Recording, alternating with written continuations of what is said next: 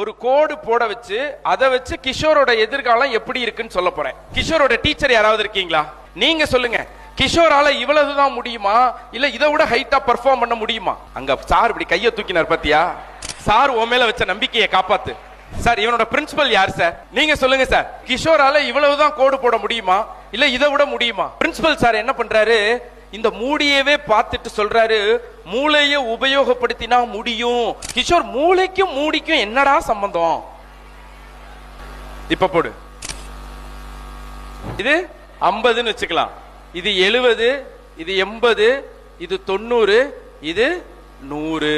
இனிமே வாழ்நாள்ல நீ கோடு போடும் போது உனக்கு ஒரு விஷயம் ஞாபகம் வரணும். எதுக்கு கோடு போட்டாலும் என்ன, ஐ கேன். நான் என்ன சொன்னேன், உன்னால எவ்வளவு ஹைட்டுக்கு முடியுமோ போடுன்னு சொன்னேன். அப்ப இங்க போட்டாரு. என்கரேஜ் பண்ண பெர்ஃபார்மன்ஸ் என்னாச்சு? டீச்சர்ஸ் என்ன சொன்னாங்க, உன்னால முடியும்னு சொன்னாங்க. ஃப்ரெண்ட்ஸ் என்ன சொன்னாங்க, உன்னால முடியும்னு சொன்னாங்க. பிரின்சிபல் சார் என்ன சொன்னாங்க, உன்னால முடியும்னு சொன்னாங்க.